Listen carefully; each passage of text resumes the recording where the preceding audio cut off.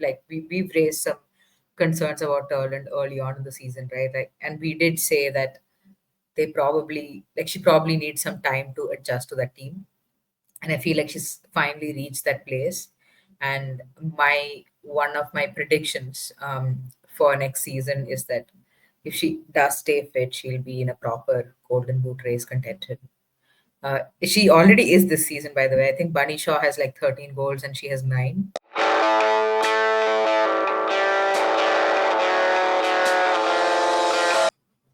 Welcome, everyone, and welcome back to me. I took a short break. Kai did an excellent job on the Champions League episode with Yash, who was amazing. So I hope you all enjoyed that. If you haven't seen that episode, you might want to check it out because it was the banger.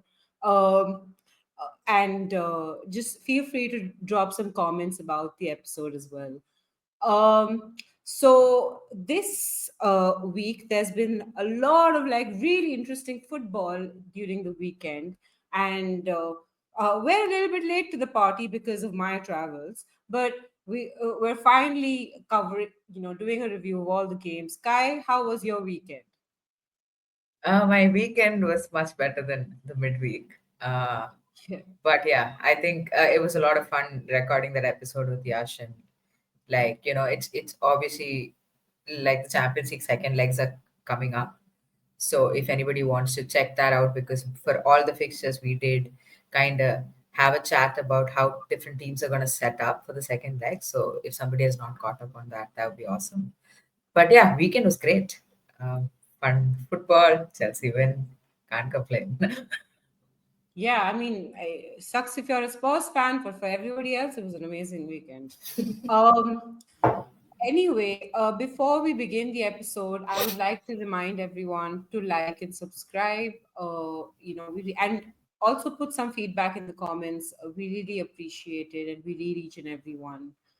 Anyway, let's begin our review from the biggest game and maybe slightly controversial game, Man City versus Chelsea, which ended 1-2 to Chelsea. Carolyn scored in the 32nd minute, Beaver Jones in the 49th minute, and Cuthbert in extra time in the 91st minute. Um, Kai, how do you feel about this one? A lot of mixed opinions online. Mm. Yeah. I mean, honestly, in terms of how the game played out, I feel like if you watch the entire game, it's just one of those things. City dominated the first half, Chelsea completely controlled the second half. Like it was just one of those game of two halves sort of a thing.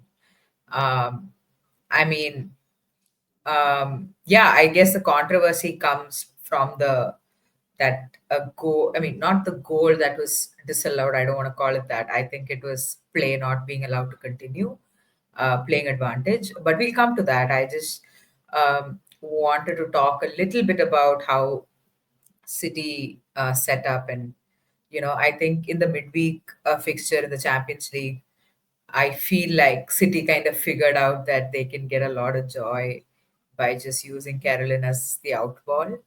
I mean, seeing her, I'm really surprised that Gareth Taylor did not do this sooner, because she is an absolute menace. She's somebody who's extremely quick. She's a good dribbler, not the best of finishers, I feel. I mean, from what I've seen of her, like playing for Brazil, but also in the NWSL. But even being a good dribbler and like somebody as pacey as she is, um, I mean, honestly, Neve Charles is probably one of our fastest players, and she was going up against Carolyn, and no chance. She's just like flying past Neve. Fair enough, Neve did push up quite a bit in the first half, and I feel like they tweaked that a little bit in the second Yeah. half, but I'll Plus, come to she's that. had her share of injuries as well, so it's yeah. Yeah, yeah, she's come back from injury, but for some reason, not. I mean, I know why Pastor seems to prefer Baltimore over Neve. Um, I mean, I honestly don't know. I feel like Baltimore is one of those people who's like really good at holding up the ball. Uh, so basically, to control the ball, even in our defensive third, Baltimore seems like a better option. Whereas I do think positionally, Neve is a better defender. Like even her 1v1 defending, I feel is slightly better um, than Baltimore. So, I mean, I feel like you get something from both of them. I don't exactly know so far what Bompasto's thought process is there. What I do know is that there is a good like there is a good chemistry between Lauren James on that left flank and Baltimore. They play together really well, and Baltimore is a real goal threat, which Neve Charles is not, according to me. So yeah, I see why Bompasto prefers Baltimore, but I mean, in this game, I don't think Neep Charles really made a case for herself, to be honest. But I mean, that's the thing, um, what City basically did was they turned over the ball in the midfield and they looked for Carolyn. That was the whole first half. It was just like Carolyn charging at that goal. And I feel I feel like in the second half, like Neep Charles got really tight to her. And I felt like we kind of moved we were careful not to like turn over the ball in the midfield, especially in areas closer to our left hand side. And then we did see Carolyn move across the front line a little bit. She did play on the left wing for a little bit. She did play centrally for a little bit. Ghosts of Gareth Taylor pass, I guess. I don't know. But yeah, so but yeah, I think that little tweak of Charles just staying tight to her really helped. And just generally, Chelsea just came out firing in the second half.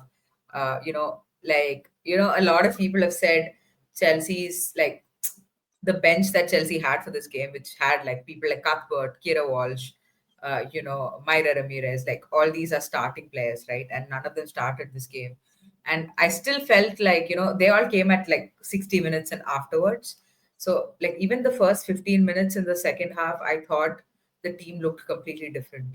Like, even with, like, captain actually finished the game. So, even with people like Jean-Francois and Captain in that midfield and Hamano, I still felt like they did an excellent job of controlling those 15 minutes, but yeah, I think can't talk about this game without talking about that really terrible refereeing decision. Um, yeah, uh, it's really unfortunate. If I was a City fan, I would be livid, be absolutely livid. Um, but that's the thing, like I kind of watch that, because you as a Chelsea fan, like you get a lot of hate on Twitter and Reddit and all that.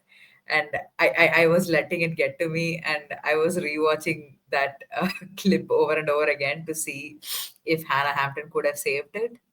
um, but like what you see is Hannah Hampton moving towards that side where Parker shot, and she's already like, I feel like she's already in a place to make that save.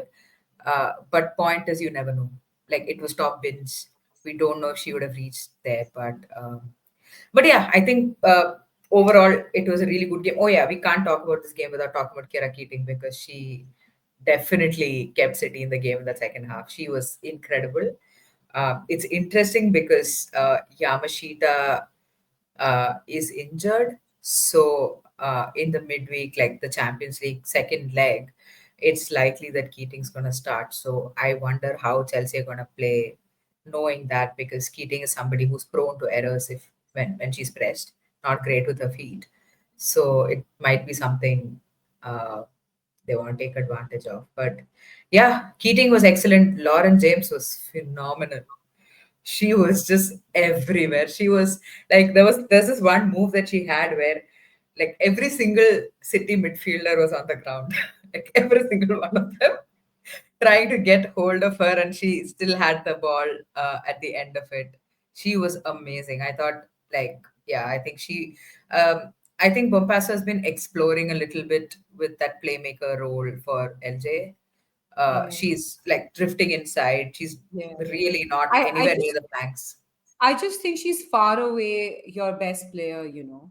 And Yeah. like, because she's the most creative player that you have in the sense of you like she's got the basics of other things. She has the good physicality, good like passing skills, dribbling skills, all of that is decent. But the thing is, she pops out of nowhere. She has Yeah. this mysterious ability to be in places you don't expect her. Yeah. So like for a defender, she can be like a little bit of a nightmare. Yeah. So like it's like that Thomas Muller thing. They used to call him the Raumdeuter, like the Yeah. space generator. She's kind of Yeah. like that. You don't really see what the biggest skill is. Like when you're looking at her play, you're not looking at her going, oh my god. But like it's just brilliant for everybody else, because everyone else will get to score because Lauren James is just like popped out from nowhere and the defenders don't know what to do you Yeah. know I uh think it's so interesting because like what you also saw towards the end of that first half and like in the second half was Lauren James also tracking back. I think that's the bit of a yeah game that has improved massively this season yeah yeah because she yeah can actually so she has that initial 10-20 meters burst of Yeah, yeah, acceleration, like not sustained one but like bursts of mm, acceleration that she has, which I think might come in handy even in like defensive for her defensive part of the game. But yeah, yeah, I mean, it was a good game from a Chelsea standpoint. I was really happy with the second half. I feel like that is the most fluid we have looked in attack. If we can just convert a couple of chances, we actually have a shot in that second right. leg. And don't concede. Do not concede in the first half. Like we have to score before we concede, if at all we're conceding. But yeah, that's for another day, I guess. That's my personal panic, which I won't uh, like put out in the universe. It's fine. But let's move on, Ash. Let's look at Arsenal versus Liverpool, which finished 4-0 to Arsenal at the Emirates.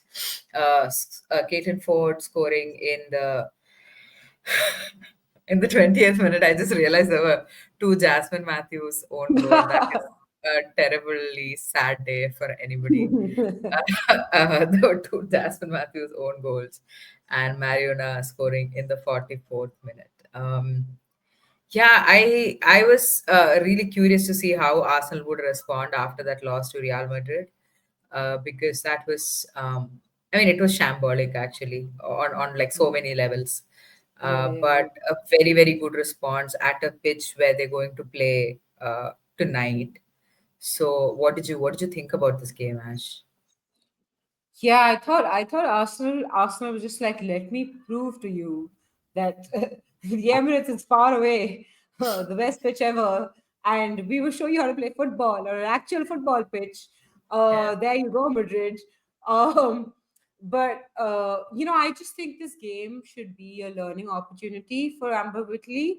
Because she's a fairly new, is slightly inexperienced manager. Like on the face of it, the way to beat Arsenal is to sit deep, put players behind the ball and then counter when the opportunity presents itself. That's literally the strategy that Madrid played against Arsenal, right? With that through ball to Caicedo.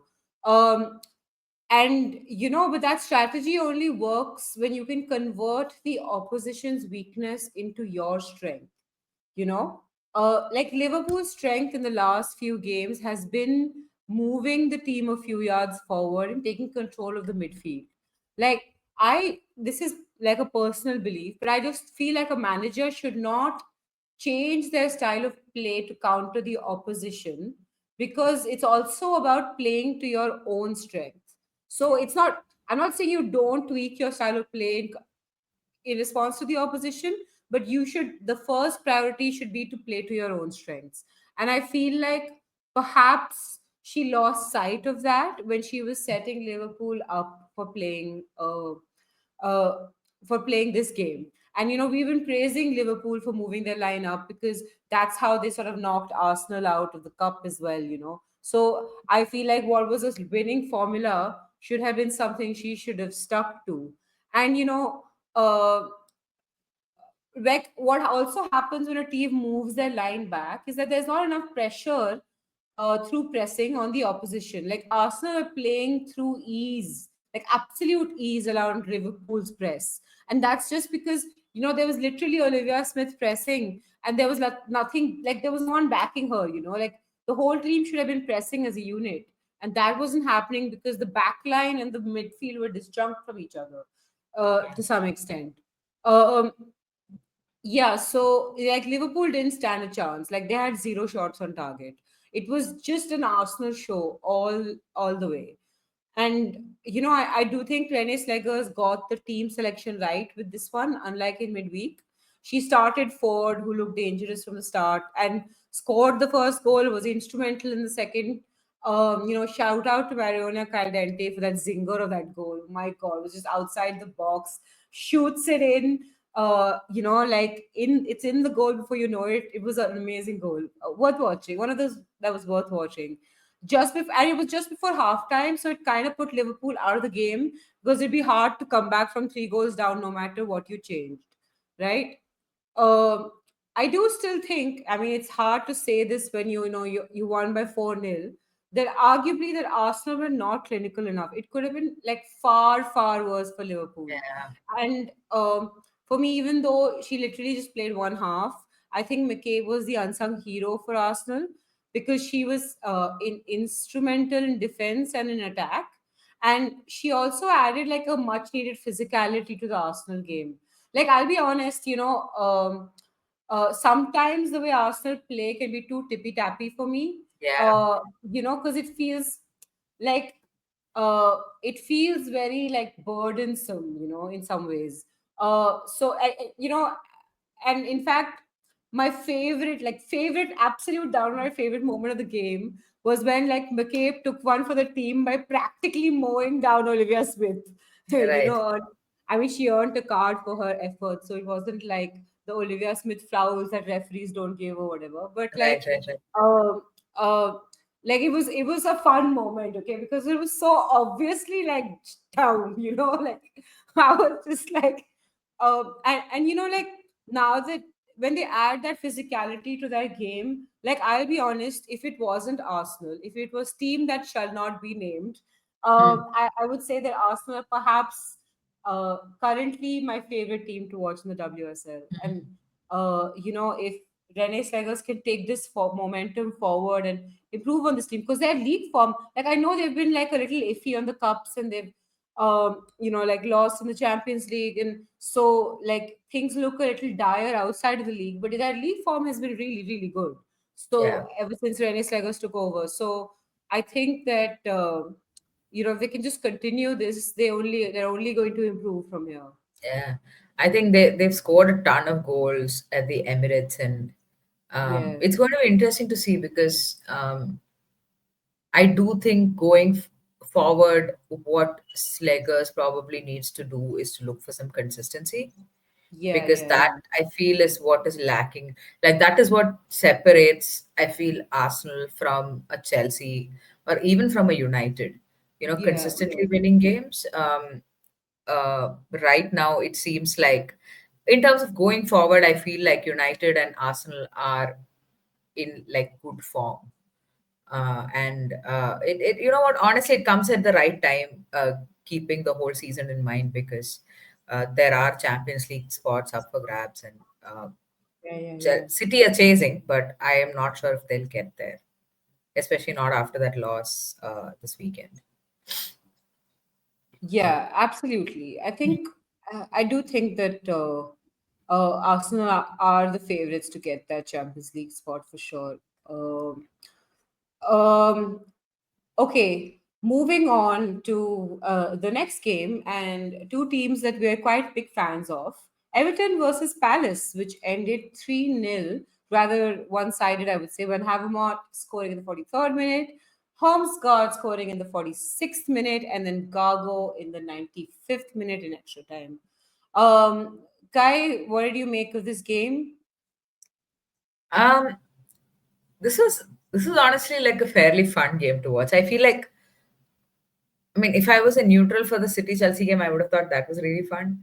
But as a neutral, this was the most fun game to watch for me, because Everton were like more or less in control of the game, but Palace did have some good spells, and um, you know there was this one moment in the game right after I think Everton scored their second goal. I think it was Weirden who missed a sitter. Like it, they won the ball back, and it was just, it's like you could see the panic. You know, the camera was like behind her, but you could still see the panic that ran through her body. And it's really unfortunate because, you know, when you're 2-0 down, pulling a goal back, changing that momentum can be so vital, especially for a team like Palace, where we've seen, you know, injecting a bit of energy like can bring the best out of them. You know, swinging things in game can like shift their mentality just a little bit. um and but you know what, overall I thought Everton did really well. It was a fairly dominant performance, and they're becoming a really difficult team to beat at home, you know. So they've had like a good run of games at home. um, but coming to the details of the game, I was really frustrated with that first Everton goal because it came from a corner, right? Now, when Everton take a corner, they're aiming for Van Hemerwaard's head. It's very obvious. The woman's 6 feet tall. She's going to, like, even yesterday she had six aerial duels of which she won five. Like, that's who she is. She's tall. She's just got to do a little hop and a skip and she gets to the ball, right? And you have two people on the goal line, which is Katie Stengel and Anik Nawan, who are positioned right there, right, to cover one half of the goal, which is like right opposite the far post from where Van Haverman's standing. And you know the ball is gonna make connection with her head. It's probably gonna come your way because you're standing across goal, right? Um, so you need to be alert. You just need to be alert to a goal line clearance. And I thought it was really poor from both of them. It's possible that maybe if there was only one of them, they might have cleared it. It seemed like both of them were standing there, and I feel like there was some issue with the communication, maybe, but it was just poor. Like you need to, you know, it's really unfortunate because like these are the moments that are gonna count for Palace. These are like sloppy mistakes that they shouldn't be making. Like, you know, turning over the ball in like your defensive third or something like that, um, is is fine. Like you expect that from a team like Palace. It's gonna happen. People are going to bully you off the ball. That kind of stuff is gonna happen in football. But this stuff, this is where you really need to tighten up a little bit, you know, because who knows, if they hadn't done that, the game would have looked very different. But yeah, I mean, Homeguard was of course like the standout player on the pitch. She had like four chance creating actions, scored a goal as well. I also felt like the Everton midfield was like slightly better. Like I feel like there was like a natural kind of um, like numerical advantage in that midfield because they play 4-4-2. So, and I felt like like Everton's midfielders did slightly better. You usually have Lexi Potter who dictates play for Palace, and she was. I mean, she couldn't do her best. She wasn't. I think she's just coming back from injury as well, but she didn't have a particularly good game. Um, but yeah, I mean, I was just looking at. Um, I mean, for fortunately for Palace, like Villa also lost this weekend. Yeah. But I feel like Palace might feel that this is a game where they could have gotten something. Yeah, Um, yeah. I mean, these are the sorts of games where you want to pull off those draws and get a one point here and there, you know. It's yeah, not like you're going to be beating the Arsenals of the world. exactly. And I was looking at Palace's run in, right? They have Arsenal, Chelsea, West Ham, Leicester, and Man City.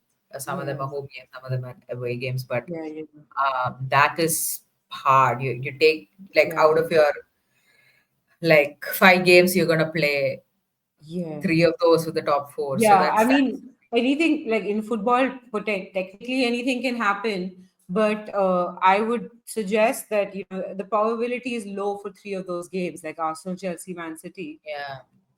And you Uh, know, the fun thing is that Everton are snapping at the heels now. Like they're in seventh and only 3 points behind uh, Brighton. So yeah, yeah. they I was looking at their run in as well. They have Yeah, United. you sent me this stat which says that over the last 11 WSL games going back to November 8th, Everton have accumulated 17 points. That Yeah. tally has them in fourth place over that period, ahead of Man City. Yeah, yeah.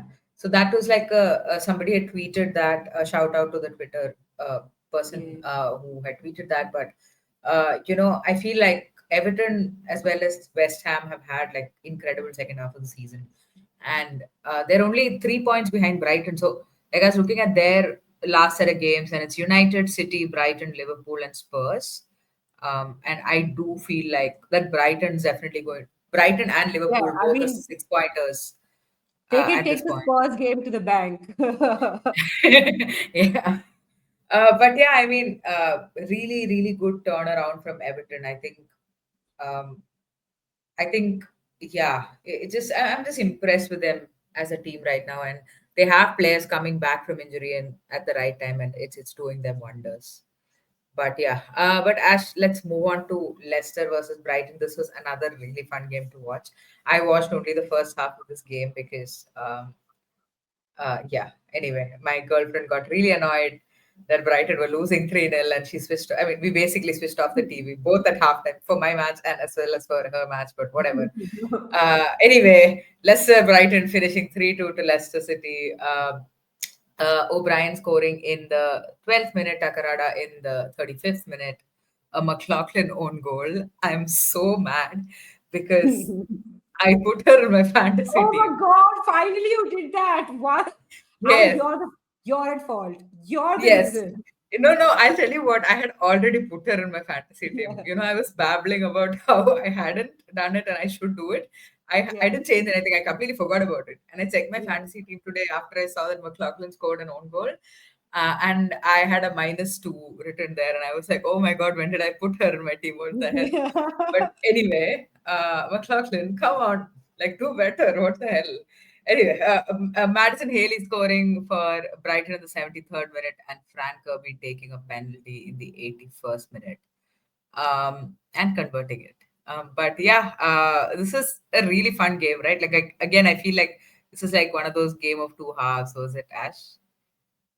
yeah. No, honestly, this game was somewhat of an upset for Brighton, I reckon. But in some ways, Brighton are their worst enemies. Like, they are the makers of their own destruction. Like, they constantly, I got tired of seeing the number of times they lost the ball in key areas. And like any good professional outfit, Leicester took advantage of Brighton's mistakes.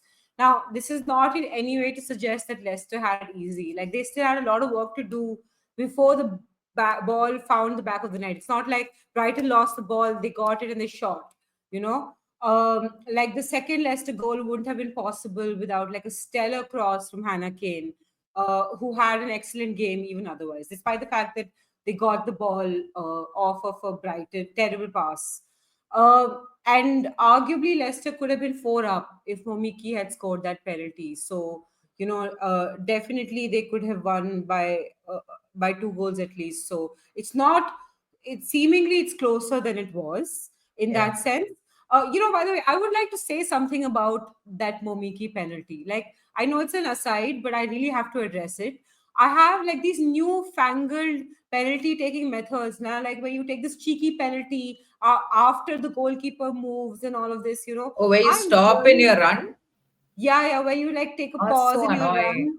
I It's find just it very really annoying. I have like, I just hate it. Like these, like you're trying to like play these weird juvenile like mind games. Like these fancy schmancy juvenile mind games on penalties. Just like my philosophy on penalties is just pick a spot and kick the ball as hard as you can. Like practice it a gazillion times so you hit the right spot, right? yeah. Like I can't do this. I just she deserved to miss that penalty. Oh, you know. wow. Ouch. Harsh words. Anyway, and then Kirby showed us how you actually take a penalty, like Yeah. literally a few minutes later. Anyway, Yeah. minor grouse aside, Brighton managed to get themselves together after the penalty miss, but by then it was actually a little too late, and like Leicester managed to get over the line despite the Kirby penalty that came soon after. So I thought that I thought that the entire back line for Brighton, but particularly the wing blacks, McLaughlin and Ollie Sluggers, had terrible games. and could not retain the ball for the life of me. And I've realized that this is their, like, you just have to pay attention to the first 10 minutes to their wingbacks to know what sort of game Brighton are going to have. When their Yeah, wingbacks exactly. play well, they play well. When their wingbacks play badly, they suck. Yeah, I So was just all you have to thinking. do is stop the wingbacks. Yeah, I was just thinking that because, like, honestly, like in that Brighton team, apart from like the obvious players, like I love Frank Kirby. I will always love Frank Kirby. But and Madison Haley, I feel like apart from those two players, like my favorite ones are McLaughlin and Ollie Slaggers, like people who have really come on my radar this season, and they've been super super impressive. So yeah, I mean it's a disappointment to see that they had a bad game, and I feel like generally Brighton have struggled away from home. Like they have an unbeaten record at home, which means all pretty much all the points they've dropped has like have come from their away games, and I wonder if they're gonna figure out a way to sort that out. But yeah, let's see. Yeah, I don't think they won 2 games in a row. Like, I can't remember, but I feel like they haven't. Yeah, I also don't quite remember. We might have to check that out. Yeah. Yeah, anyway, moving on to the next game, Sorry. Aston Villa versus United, which ended 0-4 to United. Turlin scored in the 22nd and 31st minute. She's coming into a bit of form. Clinton scored in the 45th minute, and then Galton scored in the 64th minute. How do you feel about this one? It was, I mean, it was all United. I feel like United came out looking like a team that had been beaten last weekend, and they really came out with a point to prove. And I feel like they needed that early goal. It wasn't super early, 22nd minute is not too early, but like what happened in that match against Liverpool was they were creating chances, but they were not quite clinical, and then Liverpool just like scored two goals out of nowhere. So they needed to score well before that halftime whistle went, so that they did that pretty comfortably. Yeah, and I think, in this block, Turland is looking more and more like the striker that United have been looking for. I feel like, we had some issues, like we've raised some concerns about Turland early on in the season, right? Like, and we did say that she probably needs some time to adjust to that team, and I feel like she's finally reached that place. And my one of my predictions for next season is that if she does stay fit, she'll be in a proper golden boot race contention. She already is this season, by the way. I think Bunny Shaw has like 13 goals and she has 9, and Russo has 12. So I mean, you never know if United have one good game, and considering Bunny Shaw's fitness, she might already be um, I mean, she's already a contender, but I feel like she'll have a much better case next season if she does Yeah. stay fit. She's been quite impressive. Um, and in this game, I was just I'm so annoyed with Villa. You know, I don't know what else to say. Like their box defending was just awful. They just could not deal with crosses. Um, like I was watching this game, and I like what I felt was that you know what separates Villa from teams like, say, West Ham or Everton right now um, is is that they are not looking good defensively, nor are they looking good going forward, and that is what is separating them. And I feel like it almost separates them from Palace as well. Like Palace are not great defensively, but they do look good going forward at least. So it's a really terrible place to be in, and I feel like none of those players are actually like players that are familiar with the relegation battle, if that makes sense.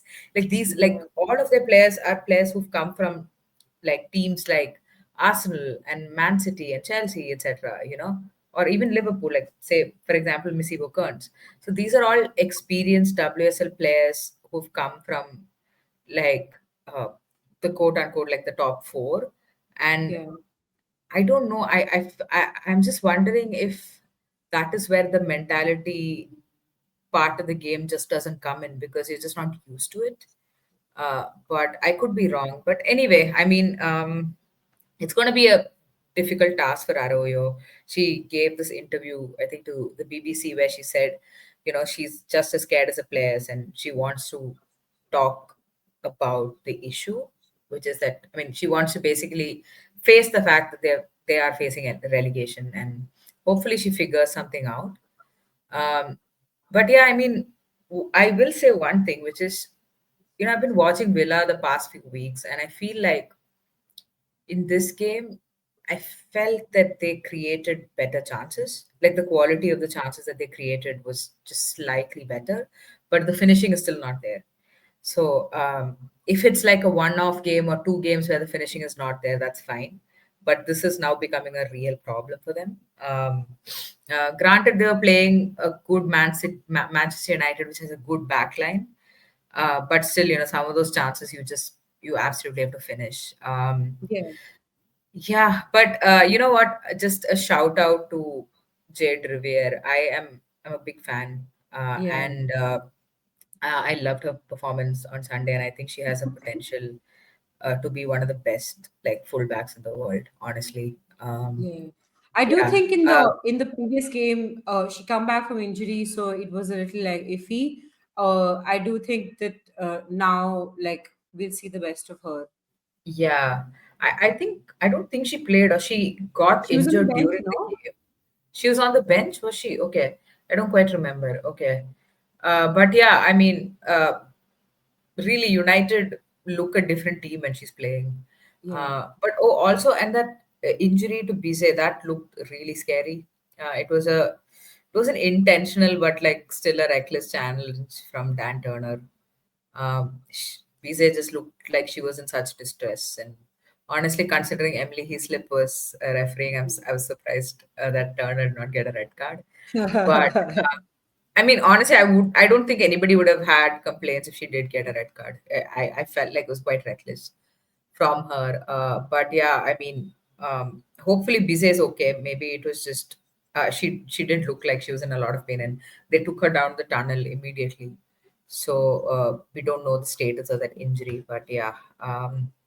Uh, but that is Villa versus United, it was I expected a slightly better game. I expected Villa to come back with a reaction after that loss to Palace, but uh, I feel like they're all out of gas. I don't know what else to say. Like I still can't wrap my head around how a team with players like Rachel Daly and Lucy Staniforth and Jordan Nobbs, who are like experienced footballers, international footballers, WSL like legends, can't seem to figure out how to make this team click. Uh, but yeah, it's a real shame.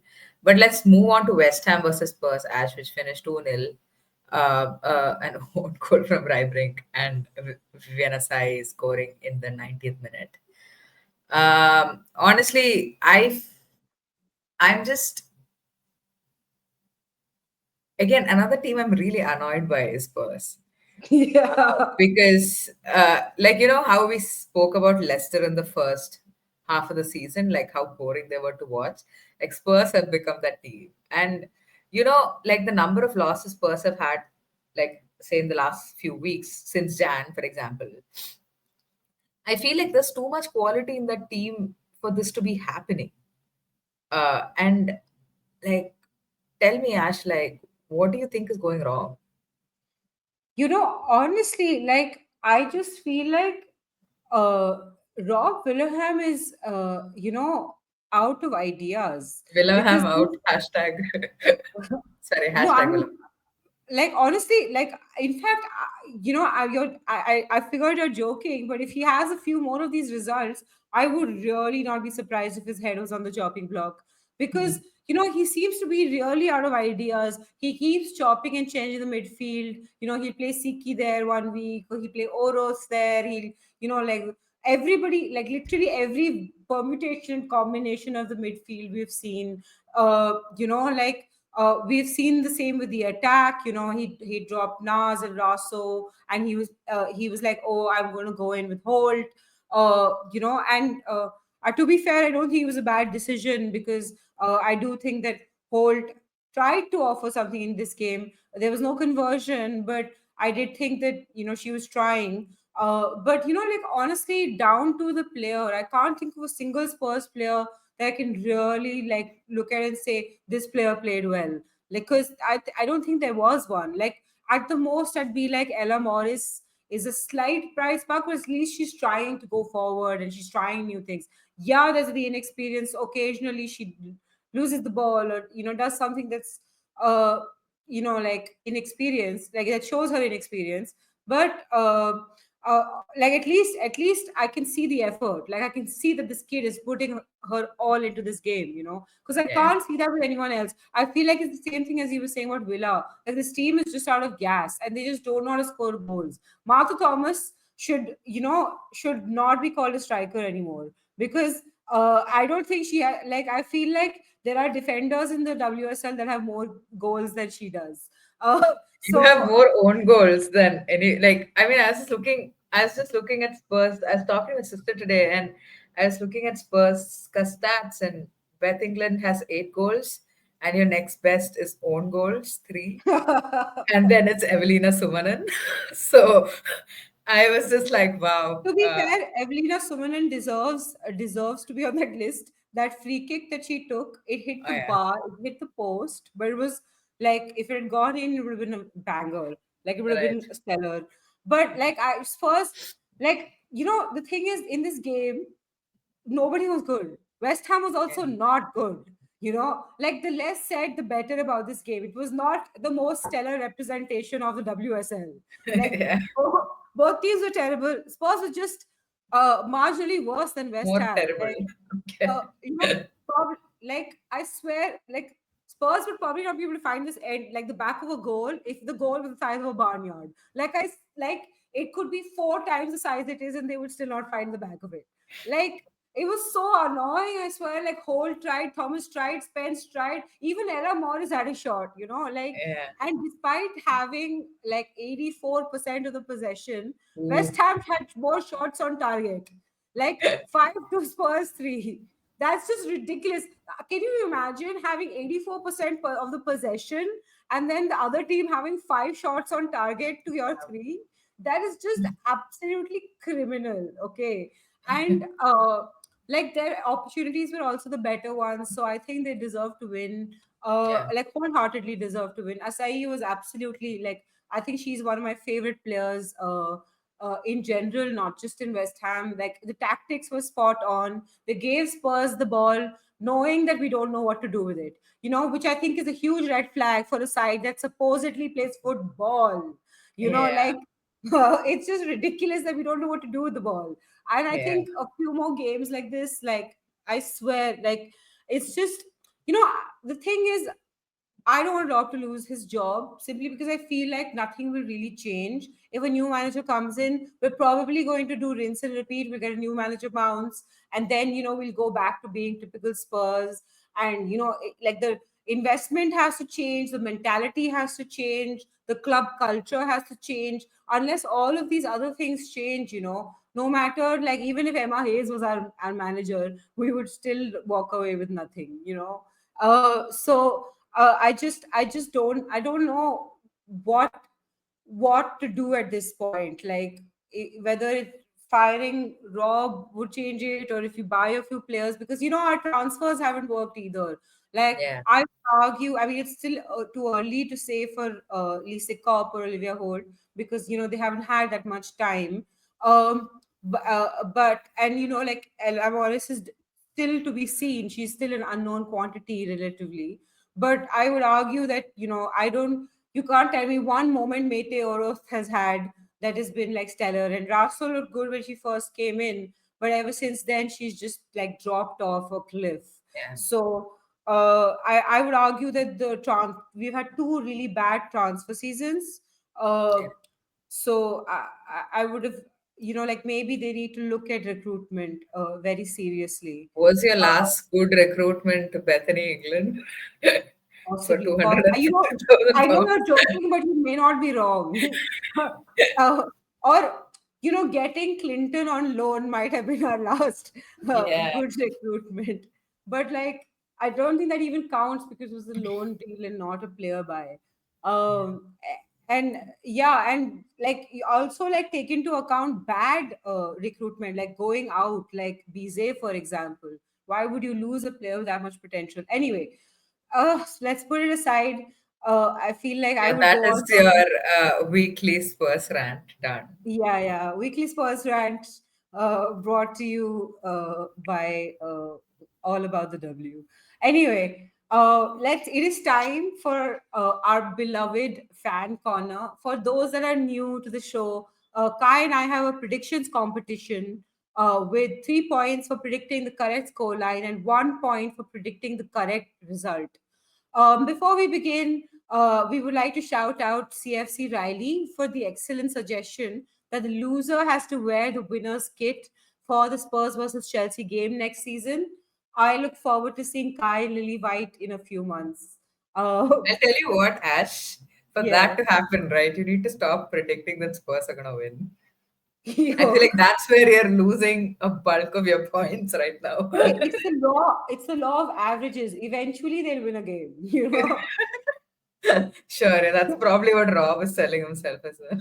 Yeah. Anyway, Yeah. to recap, Kai was at 15 points and I'm at a measly 5 because of that dastardly League Cup final that was worth 10 points.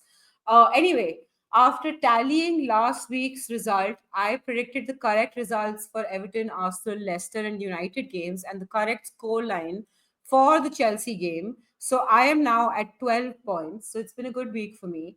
And Kai predicted the correct result for the Everton, Arsenal, West Ham, and United game. So they're at 19 points. So let's do the predictions really, really quickly for this week. Kai, United versus Everton. Uh, I'm gonna go 3-1 United. 3-1 United. Um, okay, so I'm going to go um, 3. Um, I'm going to go 2-1 United. Okay. Actually, I feel Um, like that's a much better prediction. Anyway, I like the look of it, but it's okay. yeah. I mean, I thought about going like 4-2 United, but I feel like United have scored a lot of goals and now they'll chill a bit, you know. Maybe. Yeah, fair enough. Fair enough. uh, Palace versus Arsenal. Oof. Palace at home. I'm gonna say I feel like Arsenal will concede. I'm gonna say uh 2-1 Arsenal. 2-1 Arsenal.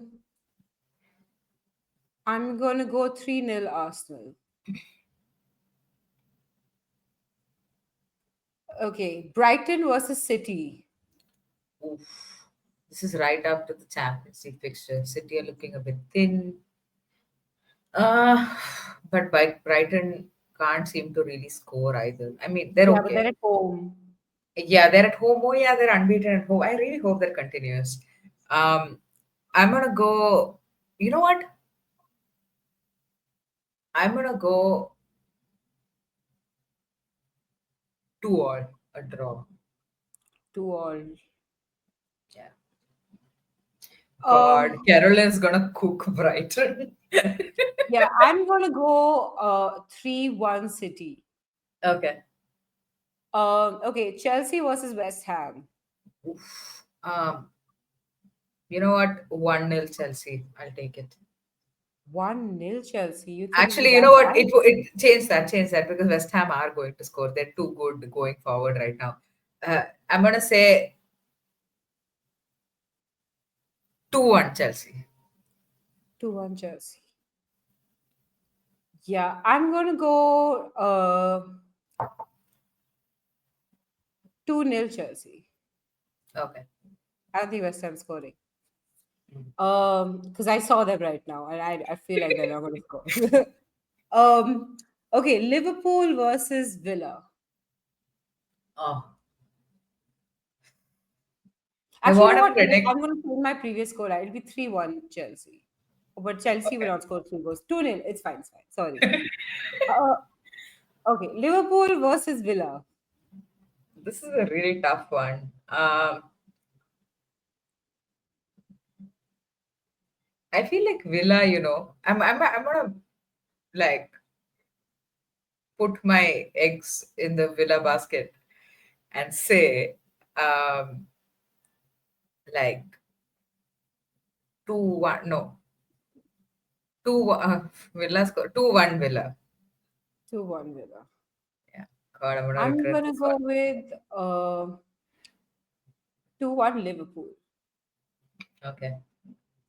And then, of course, Leicester versus Spurs. The Leicester that just beat Brighton 3-2.